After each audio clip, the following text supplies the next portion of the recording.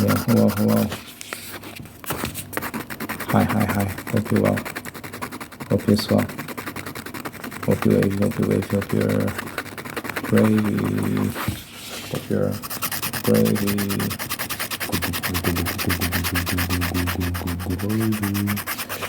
I make music, people. I make music. I'm doing a song a day challenge over those. Until the end of the year, I dropped 7 songs. Seven songs. Yesterday I made a 6 song. Anyway, link in description if you want to hear what I put out this past Friday. I put out 7 songs this past Friday, so link in description if you want to hear that and give me some feedback and all that. Lovely stuff. Love to hear your opinion. And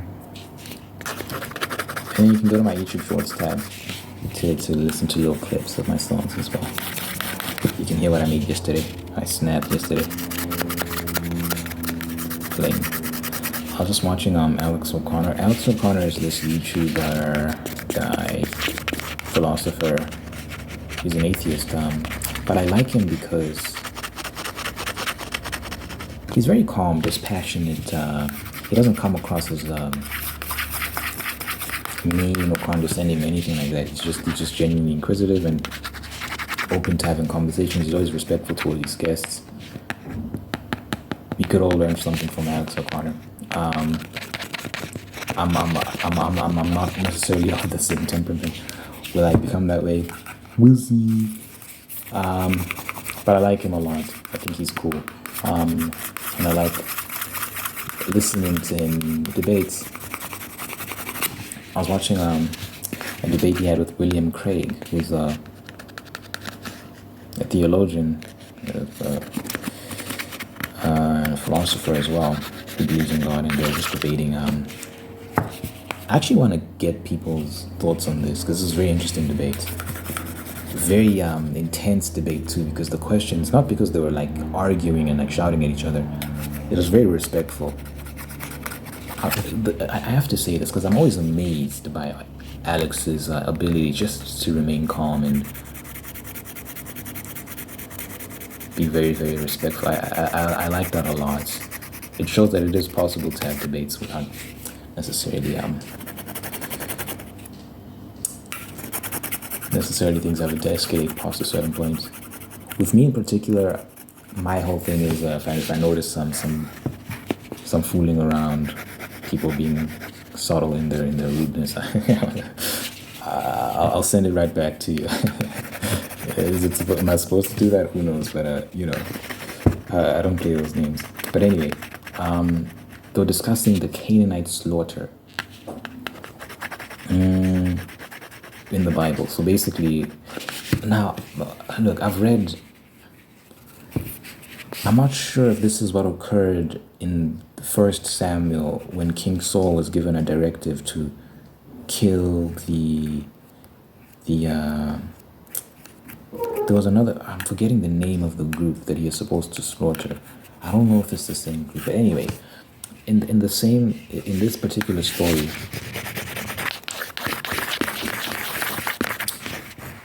the Israelites were commanded to slaughter the Canaanites, who God had given 400 years to repent. But he says, the Lord said, these people are wicked. Things have gotten so bad that God was like, kill everyone, man, woman, child, even the animals. Kill every single person, leave no one behind. Now, the actual command was to drive them out. According to William Craig, who studied this and he's more knowledgeable on this than I am, the actual command, when you read the translations and whatnot, was to drive them out at pain of death.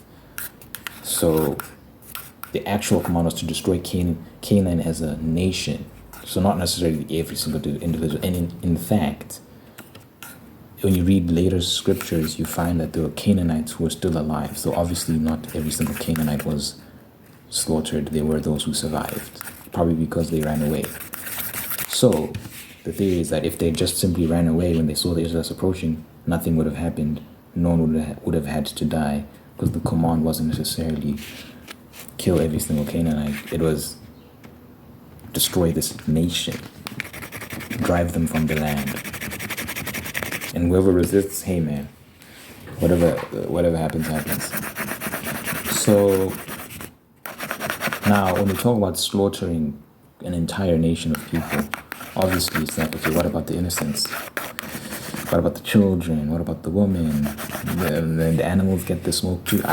Me personally, I don't care about the animals, but I know that these days we're very squeamish when it comes to animals, right? I think just to get rid of the animal arguments, number one, I don't think animal life is as valuable as human life. If I was forced, if you put a human being in front of me and a cow, and you said choose one to shoot, I'm not thinking I'm shooting the cow. It's not a serious moral question for me. It's not a serious moral question for me, and I'm probably not going to lose sleep over it that night either. To be honest with you, to be frank, because I just don't believe animal life is as real valuable as human life. That doesn't mean that we get license to be cruel towards animals. Of course not. I think we all know, we can all feel it when we see animal cruelty, like that's not right. Don't do that. But I don't lose sleep at night over the amount of cows being killed and amount of chickens being killed and all that sort of stuff. I don't care. I know that in some parts of Asia they eat dogs. Like they I think in Korea they recently banned that, like literally a couple months ago. They said stop eating the dogs. I don't know. Just from a logical standpoint, I don't know why a dog's life is more valuable than a cow's life, for example. I think it's about cultural context. If you all eat dogs over there, it is what it is. Guys, I'm thinking just from a practical standpoint, because people get very emotional about this. They don't think it through, and like just be dispassionate and think about it like logically. Like, what is the moral difference between killing a dog and killing a cow? Without being emotional, just answer that question. What is the moral difference? Killing a pig versus killing a cow. Because I know they say pigs have a certain level of intelligence and all that sort of stuff. So what's the difference in killing a pig? We love bacon.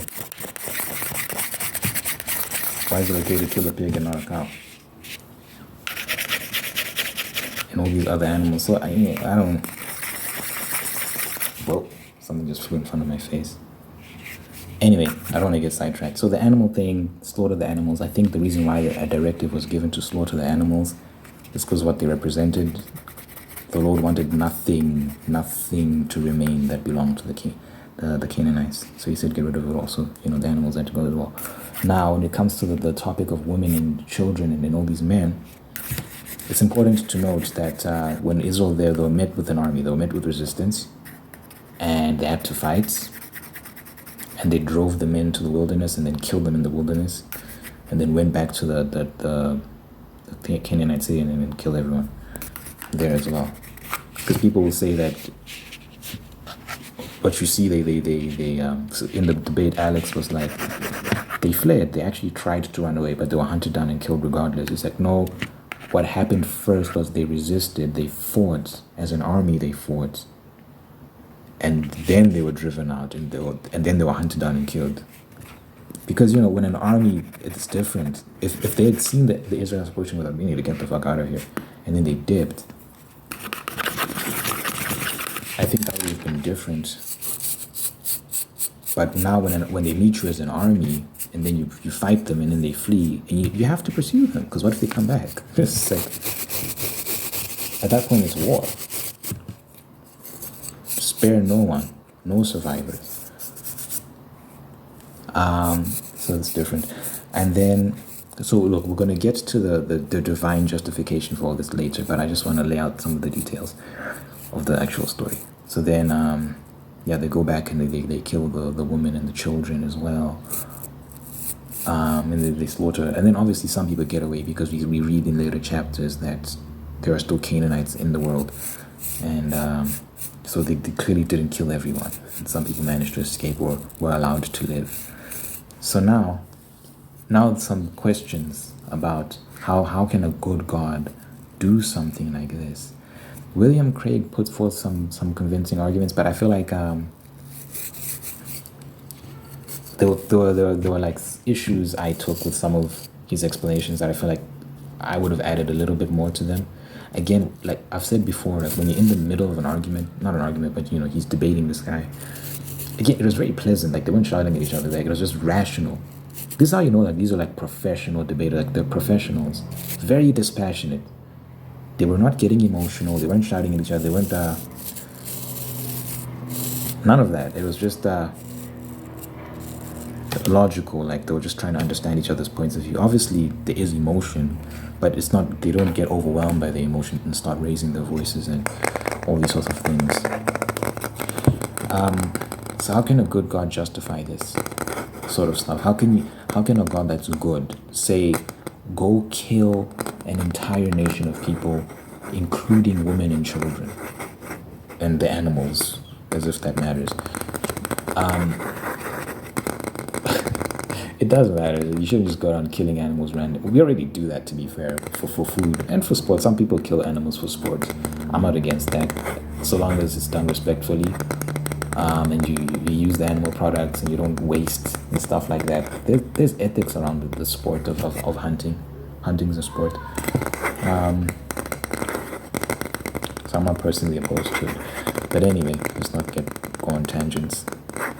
How can a good God justify that? First of all, I don't know why people always pick the Canaan, because I've seen this argument pop up. Oh, how can the Canaanites slaughter? How can a good God justify that? That's not the worst thing he did. Worst. Like if you want to like talk about extreme punishment doled on humans, talk about the flood that wiped out the entire earth, where he said, I'm going to kill every single one of these mofos except why am I forgetting the guy that was on the boat? Noah's Ark. Yeah, Noah. I was going to say Abraham. I was like, that doesn't sound right. Noah and his family were the only survivors. He killed the entire planet. So if you want to use extreme examples, use that one. Because he literally wiped out the entire planet. And in that instance, he said, you know what, the earth is corrupt. The people are evil, they're wicked. They're doing evil things. We know from historical documents that were found that in that era, the Canaanite era that was being described in biblical text, the sort of practices these people were engaging in. So child sacrifice, so literally sacrificing children, sexual immorality, sleeping with animals, all sorts of like just a morally debased society. Just corrupt, completely corrupt. The question becomes, how corrupt can a society become? How widespread can that corruption be? Can there be innocent people in a society like that? One thing that William Craig granted Alex O'Connor, which I would not have been willing to grant him in the debate, was that this idea of innocence, that there were innocents that were killed. I don't know if that's true, if there were any innocent people that were killed. I'm not so willing to grant that. Is it that far-fetched, people, that an entire society can become corrupt? Like literally everyone. In the destruction of Sodom and Gomorrah, Jacob pleaded with God. He said, let me find like 10 good people. If I can find like 10 good people, let them live. He couldn't find 10, so he said 5. He couldn't find 5. I don't know if those are the exact numbers, but you get the point. You're saying, let me find this amount of people. If I can't find that amount, let me find this amount. If I can't find that amount, let me find this amount. He couldn't find any good person, so God is eventually like, listen, I've given you time, get out, I'm destroying this place. And he did. So the idea there is that literally everyone was just morally debased. You know, an example that the Bible gave of. But I think the thing that it triggered that entire circumstance was that angels had visited, I think, Lot. They'd come to stay with Lot, and then Lot being Jacob's nephew, I think he was his nephew, who was living in Sodom and Gomorrah. which he shouldn't have been doing, because he literally had the option to choose where he wanted to live, and he chose to live in this morally debased society. He shouldn't have been there in the first place. I think God literally sent him to take Lot. God sent Jacob to take Lot out so that he could destroy Sodom and Gomorrah without destroying Lot as well. He's like, go get your nephew, bro. I don't know why he's there, but I want to get rid of this place. But anyway, so angels went to stay with Lot, and then while the angels, because they were in human form, while they were there, some men had noticed them and came and said, you have guests. We saw these male guests enter your house. Bring them out so we can sleep with them. And Lot was like, no, don't do this, da da da da. And they say, hey, we're not hearing it. Bring those men out, because he wanted to RAPE them. And the angels were like, this is enough. Well, nah. And then they blinded the man, and then that set off the whole event, and then the city was destroyed. But Lot managed to escape, like barely. And that's how you got that whole story of while they were running, God told them, don't look back. You're going to hear a lot of crazy things. It's going to be a lot of chaos. Do not look back. No matter what you do, just keep running forward, keep running. Lot's wife looked back, and she got turned into a pillar of salt. And that's symbolic of something as well. There's a metaphor behind that of when you're leaving your past behind, when you're leaving your evil ways behind, stop looking back fondly. Don't reminisce, I miss the days of da-da-da-da-da. Don't look back. Just keep moving forward. There's a metaphor in that, but also that I believe that actually happened. She was looking back, like when she was told don't look back, and she turned into a pillar of salt. Anyway, so we see divine judgment in that instance, right? And how he deemed that there were no righteous people in Sodom and Gomorrah, and he wiped them out. So now with the Canaan issue, is it possible that there were innocents? Maybe. I don't think it's just a given that there were innocent people. I don't know where we get that from. So let's talk about the children, for example. Innocent children. So there's two elements to this. I don't necessarily believe that children are always innocent by virtue of being children. And also, I also believe that children pay for the sins of the father. And I also believe that we see that play out in our current society today, regardless of your belief in God or not. And we partake in that, and we enact that sort of justice on children today. But let's address the first thing, which is this concept of innocent kids. Is that just a given? So when you hear stories about China in the 20th century, so when there was just full-on communist, it still kind of is, but when things were worse than they are now,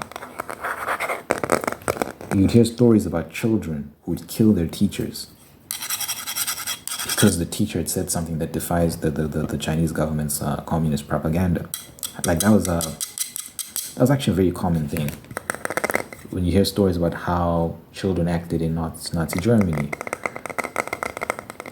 towards Jews, for example, it's very possible for children to do very, very, very evil things. Is it their fault?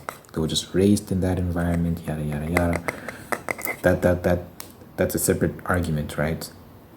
But the concept of innocent children, by virtue of them just being innocent, like they just maintain that innocent regardless of what they do, I don't think that's true. I think it's possible for children to do evil things, and therefore they can be punished. So in a society that was as morally rotten as Canaan, right? Where the people are just so debased and far removed from any concept of goodness. And they'd been fermenting for hundreds of years. That culture had been fermenting. I think it's very possible that down to the last person, there was just immorality and evil. Because we know that bad philosophy is like a social contagion. Everyone can be corrupted by it. When people think about Nazi Germany, for example, and they wonder, how could so many people go along with evil? Hey man, when that's all you've been taught, when that's all you know, it's very easy to find yourself doing things that you never thought you'd be doing. They talk about the Nazi soldiers who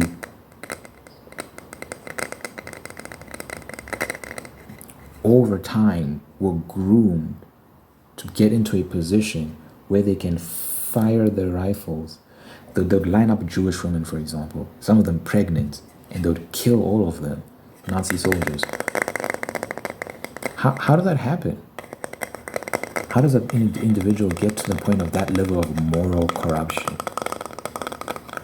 Well, when you consider that, number one, they banned prayer in schools and reading the Bible, and instead kids would have to sing this song dedicated to Hitler and how and about how how great Germany is and how it's superior to all these other nations and so on and so forth. And on Sundays you weren't allowed to go to church. You had to go to these Nazi education centers where they fill your mind with propaganda and so on and so forth. You see how these kids are raised in this system. And how you're separated from your home, right? Where you're told that you shouldn't listen to your parents, you should listen to us. The government knows what's best for you. These are things that are reinforced in the culture. So you can see how over time a person can start doing evil things, like just because this person is Jewish, she's a Jewish woman, she's pregnant, you can see she's pregnant, she's got this big belly, she's kneeling before you and you shoot her in the head because she's Jewish, and you're training gas chambers where you're gassing hundreds of people at a time. I'm not sure how many people these chambers could fit at once, but yeah, it's evil. Like it was evil what was happening. How do things get that bad? Social contagion. A lot of people go along to get along. That's another thing that we should not underestimate. People's willingness to do what it takes to fit in and not stick out. Now, those Germans who put their necks out, stuck their necks out to help the Jews and so on and so forth. And so in that case, they would be quote unquote innocent in what was going on at the time because they were actually helping. And that led to that, and the efforts of other people led to the fall of Nazi Germany. Like Nazi Germany, the Nazis were defeated ultimately. In the case of Canaan, it doesn't really seem like there was any sort of pushback against that corrupt culture. And in fact, it persisted for hundreds of years, to the point where the world was just like, I'm done. I'm not putting up with them anymore. I gave them ample time to turn away from the wicked ways, and they've just been getting worse and worse and worse and worse. I'm tired of these people. I'm killing them. I believe he's in his right to do that. So that will be my third argument about divine judgment and divine authority. But now let's go to this concept, right? Because I talked about the kids who will be raised in Nazi Germany to think and act in a certain way, and that's how you can get to a point where you're shooting pregnant women in the back of the head simply because they're of a different race or ethnicity from you. So now, is that person excused from their behavior just because they didn't know any better and that's how they were raised and they were just born into? You don't choose where you're born. You don't choose to be born in a family of Nazis and they educate you in their Nazi ways. So now, I believe, and many people believe, and you might also believe it even if you don't realize what you do, that children pay for the sins of the father. The father, including the mother as well, is the general concept. You pay for what your parents did. So,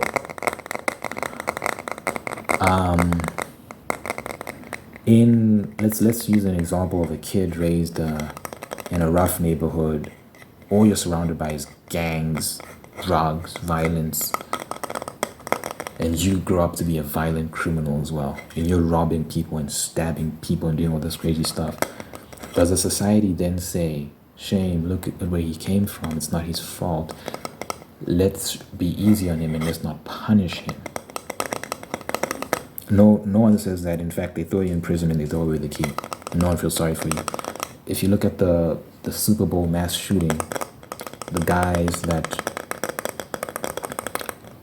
the details of the story are actually insane. So, if you don't know, the Super Bowl, which is the big football contest in America, I think it was Kansas City Chiefs versus who? Who cares? It was a very big event, though, a lot of people. So after the game, people are leaving. Big crowds, big crowds were there. These two guys who didn't know each other, by the way, they didn't know each other, got into some dispute about something, who the fuck knows what. And one guy pulled out his gun and shot, and then the other guy started shooting, and innocent people were injured. One woman got killed. Children were shot. I don't think any child died. I think there's just one person that died, this woman.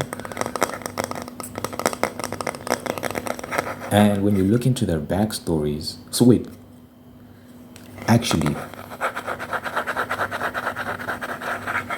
what happened was the news reporters were contacting family members. They contacted an uncle, and they contacted the uncle of the one guy, and they contacted the grandfather of the one guy, just to get information about these individuals and who they are and whatnot. But they could not find the fathers, which tells you that these guys probably don't have fathers in their lives. So they're probably raised in fatherless homes, in society, in a community where there's a lot of violence. And in fact, the uncle I think the uncle of the one guy said, like, like he witnessed a lot of things growing up and whatnot. So yeah. Whatever the case may be. But the uncle said that doesn't excuse him for what he did. So we see that these guys, these these Super Bowl mass shooters, they had issues. They were black, by the way, because the narrative is always every mass shooting is always some white guy, and it's not true. It's not even a little bit true, because there actually have been several mass shootings that defy that narrative. But anyway, that's another topic for another day.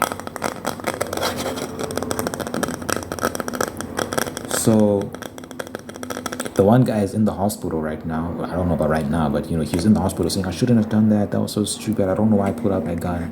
Yada yada yada. Cool story, bro. You're going to jail. I hope you know that. Like, I hope you know you're going to jail. You're going to prison.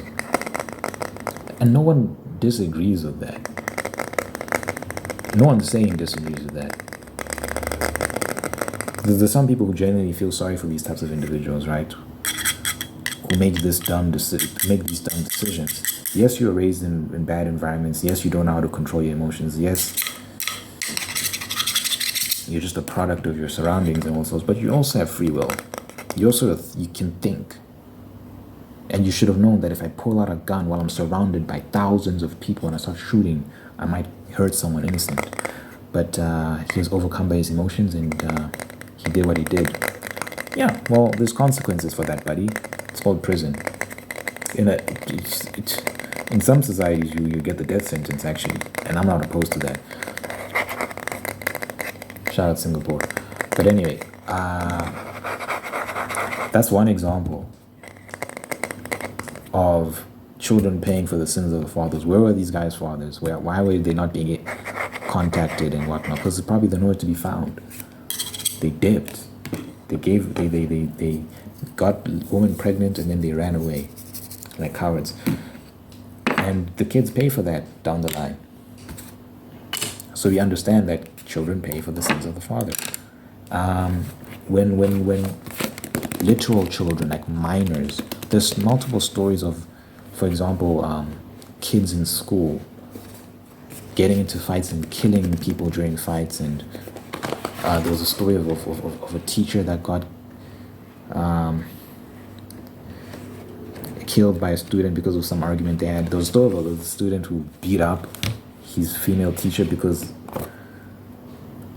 I think she confiscated his Nintendo Switch or something. I can't remember what the story was, but he brutally beat her. And yeah, they sent him to jail. In some cases, sometimes some of the crimes these kids commit are so bad that they get tried as adults. And no one is out here protesting, saying, no, he's just a child, he's innocent, no, he's environment, oh no, oh no. No, we say, yeah, send him to jail, he's dangerous, and he should be punished for his crimes. We don't care if he's 13, 14, it doesn't matter. That's heinous what this kid did. And we can try and rehabilitate and all these sorts of things, sure, but yeah, you should still do time. You come up when you're 40, 50 years old. What you did was crazy. That's in a logical society. Because we see what happens when we let these people out, giving them another chance. I told you about the guy who had appeared on the Joe Rogan podcast because he'd been let free from prison, and he was talking about how he's a reformed man, and now he's advocating for prison reform and all sorts of things like that. I don't know his story. But then he went, after he left that Joe Rogan podcast, maybe like a few weeks or a few months later, he killed someone. He cut off the person's head and kept it in a freezer and left their body parts in different containers and stuff, and now he's going back to prison. So sometimes this rehabilitation stuff just doesn't work. Sometimes someone is just, they're too far gone.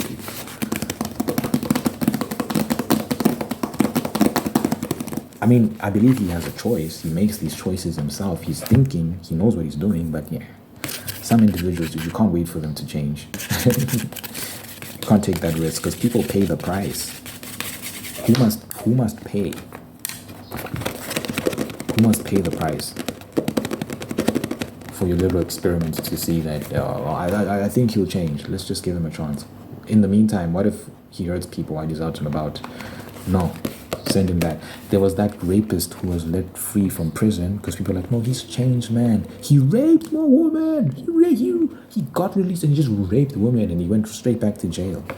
So now those women he raped, what do we do about them?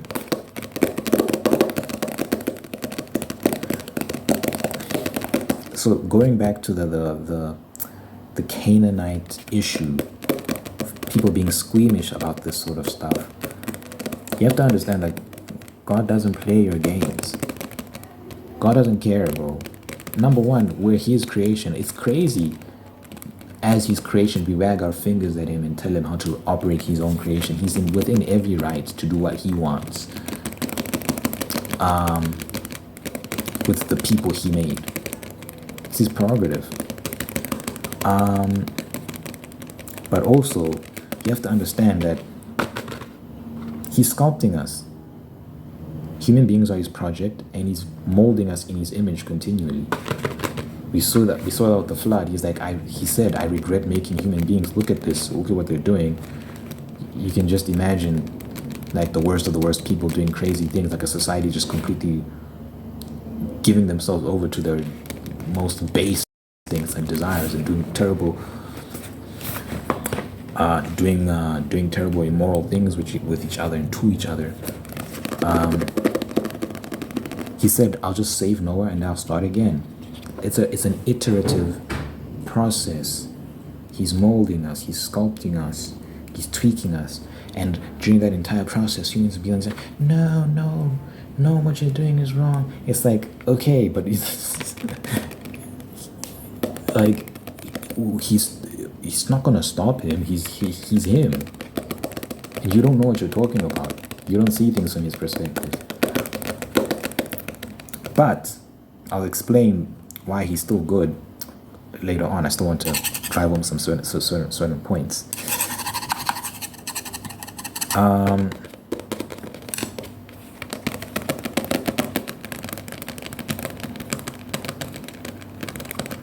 So we see with Canaan in particular that they'd gone too far, and he decided that he's going to wipe every single last one of them out.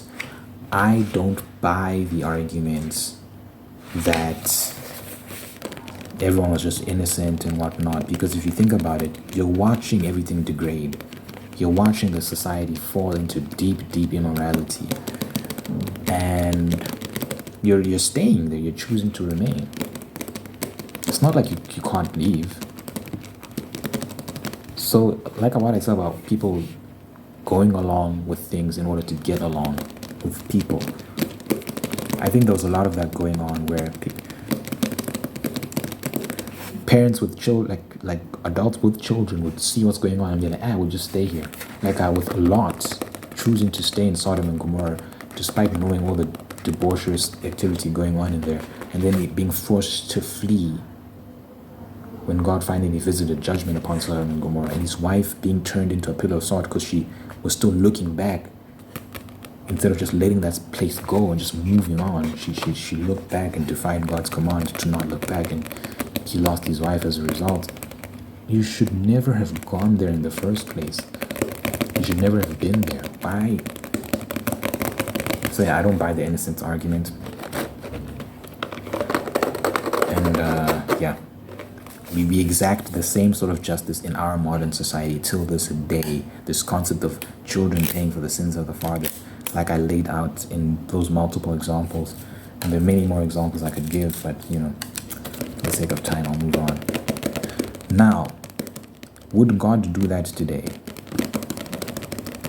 What's stopping someone from saying, God told me to go to go shoot those kids in that school? That's an argument I saw. That's a question I saw Alex ask William, because these Israelites said, God told me to kill them. Now that's a slippery slope, because that's happened in this modern age. The example Alex gave us of this woman that said, God told me to kill my baby, so I killed the baby. And school shootings sometimes, and all people who claim to have heard voices in their heads telling them to do all sorts of evil things. How do you know that that's God or not? First of all, in the biblical stories in which God gives these commands, he always provides overwhelming evidence. You cannot deny that this is a divine encounter. In a lot of these stories, you hear of these mass shootings and these people doing crazy things and claiming that God told them. It's always some voice in their head. You're just mentally unwell, bro. There's never really any evidence that God told you, and it's always just them that hear this. That's not how he has historically done this. So if we're going to use metrics to determine whether or not God is speaking to someone or not, we have to ask ourselves, how did he speak to people in the past? And was he speaking to that person in the same way now? And the answer is pretty much always no. We don't see those same standards being applied here. Therefore, how can you even say that was the Lord? There's always, he makes sure that he leaves no reasonable doubt that in your mind that he's communicating with you. So you'll know, and everyone else will know. But it's also important to keep in mind that things change. Does God still do that? We understand that Christ came to create a new order. I don't know if it was Christ who said this himself, but a phrase from the New Testament is, behold, the old has passed away, and the new has come and the old has passed away.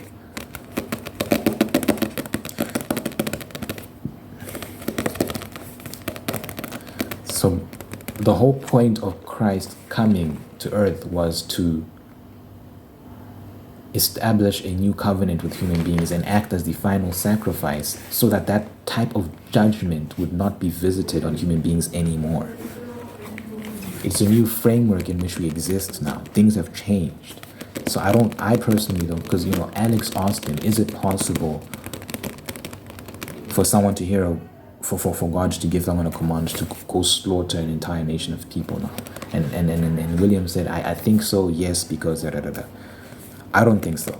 I don't think he operates in that way anymore, because he has adjusted the framework. We live in a new context now. It's not that he's changed, he's still the same God, but he came as Christ to establish a new order. So things have changed now. So because he's not limited and he can move in any way he wants, he's changed his mode of mobility, but he's always had those attributes. He's not a new person that wasn't in him. No, he's just the context has changed, so he's adjusted his approach to something. So Christ says, I desire mercy, not sacrifice. Because, the Israelites would say, like, why are you healing people on the Sabbath and da-da-da-da-da-da, and just leave them alone. Just let them be sick. Stop caring about them. And Christ was like, no, I desire mercy, not sacrifice. And when they came to arrest Christ and Peter cut off the ear of the soldier, Christ said, you should live by the sword, you die by the sword, and stuff like that. So it's clear that Christ had come to establish a new way of doing things.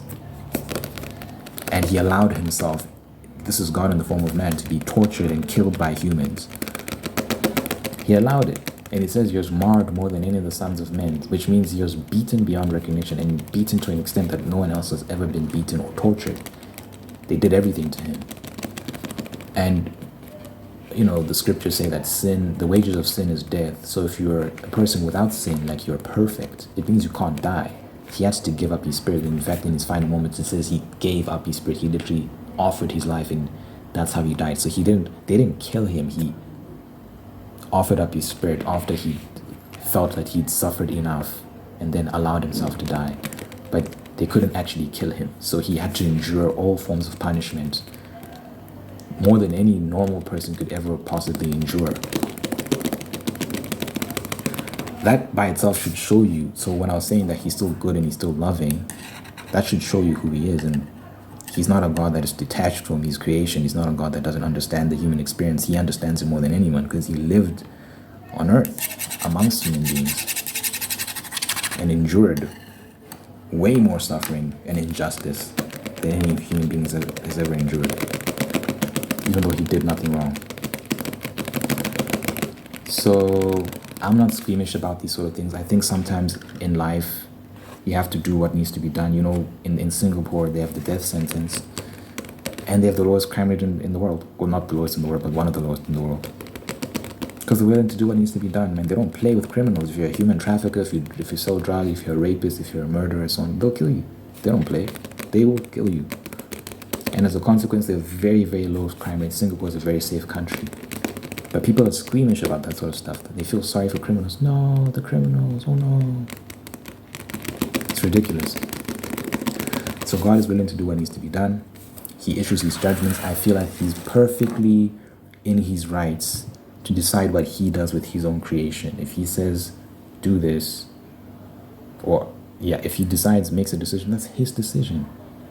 It's his decision. And there's always a good reason behind it. He's not malicious. He's not a psychopath. If he was truly a psychopath, Christ would have come down onto earth with a sword and would have just gone to war with human beings.